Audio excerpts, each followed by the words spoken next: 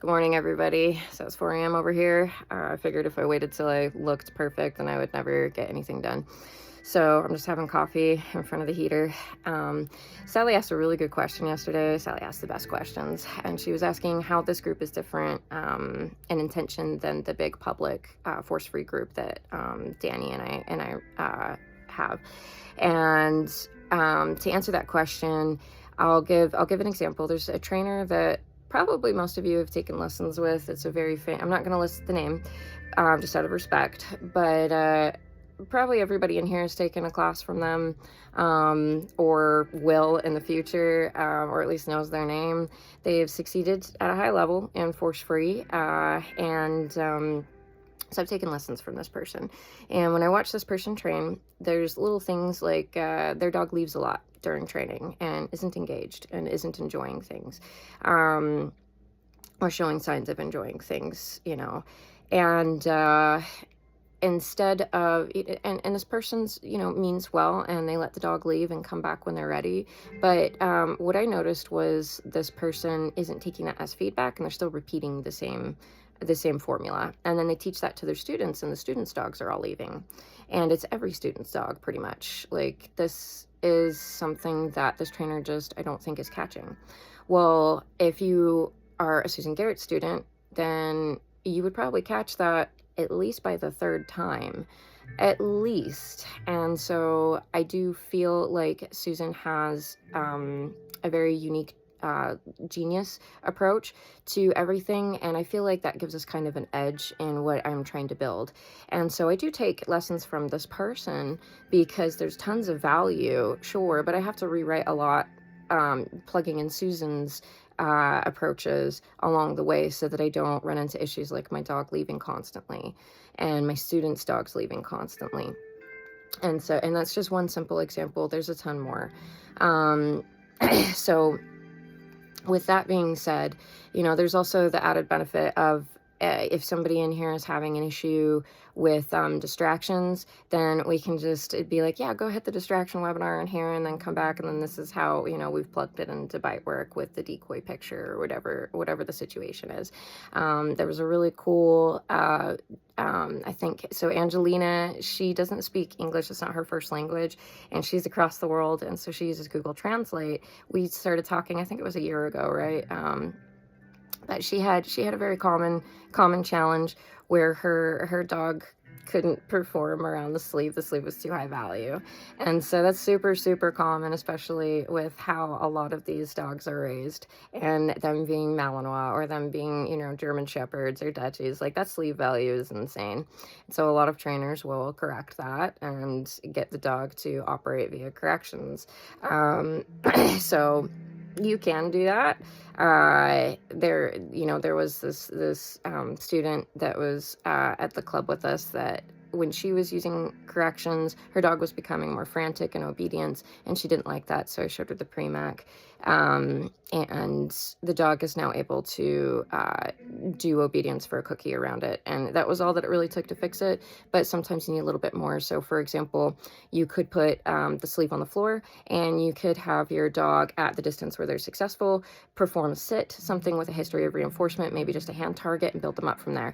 That may pop up in that more public group. There are a lot of trainers that think that way, but it's not always. And so, I feel like there's a bit of an edge, and I'm not trying to say that with judgment. My coach got on me about that one. He said, well, you've never trialed and you've never made it to the top, and you don't know what their systems are. And so, like, you can't say that. Like, you could, but you really can't. And I'm like, no, that's fair. So I'm not saying that with judgment, but if I didn't believe that Susan had an edge, then I wouldn't be like dedicating my entire life path to this, right? I don't have a shadow of a doubt that this is the strongest way to go. And so with my goal, there's going to be a lot of balance trainers that are curious and they just don't know another way to go. But then there are the balance trainers that want to stay balanced. And so, and then of course you have your force free. I'm not really targeting the force free because they're already in the same boat. They're not intending to hurt their dogs. So my main focus in my goals is balance trainers. And since the world is so complex, I don't think it's so easy to be like, hey, we should all just think the same. Like, that's going well, isn't it? Like, that's going super good in the world right now, isn't it? So I think that seeing that as feedback, as a failure, and us being taught to fail forward, as Susan teaches us, I want to try a different approach. And so what I landed on was, I've talked to a lot of these balance trainers who want to stay balanced, and I said, well, if I produce results across all types of dogs that are better than yours, wouldn't you want my techniques? And they all said yes. They all said yes. So I'm going to try that one first. And I believe, you know, a lot of our credibility is hurt as force-free trainers because we've had a lot of force-free make it to the worlds under that pressure, under that criteria, but nobody's taken first. So my personal goal is to get any force-free in first place, sure, but I think that the most, like, guaranteed way to do that is a Susan Garrett student if somebody else hasn't beaten us by then. So I feel like we have the most powerful foundations, in my opinion. And it's all from Susan's life's work and how she teaches us to grow.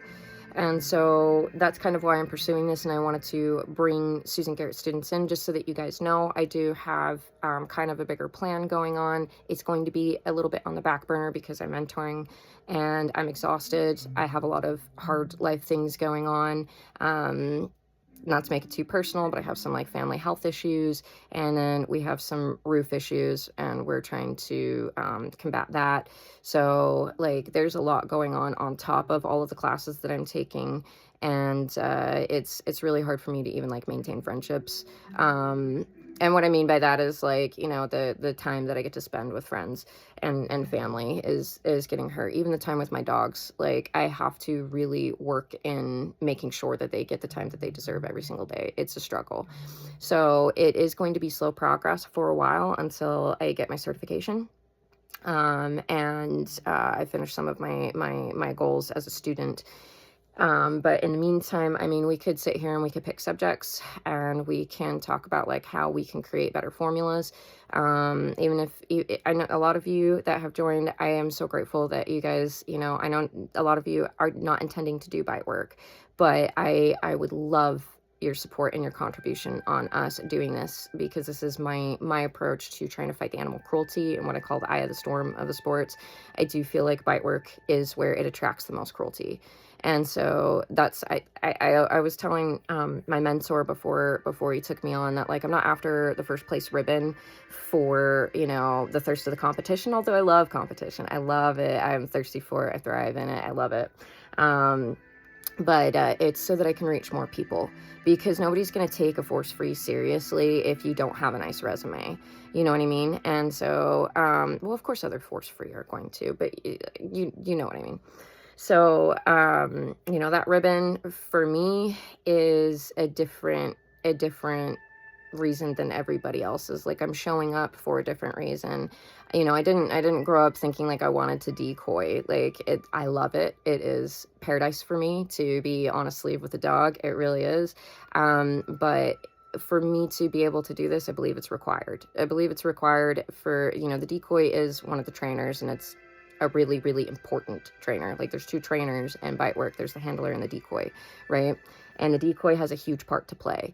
And so if I am going to be able to rewrite approaches, how am I going to do that from just being a handler? Like, I have to be the decoy too.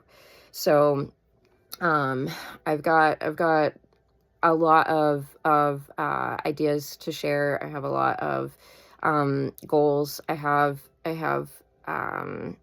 sorry, it's like 4 a.m. so my brain isn't here yet.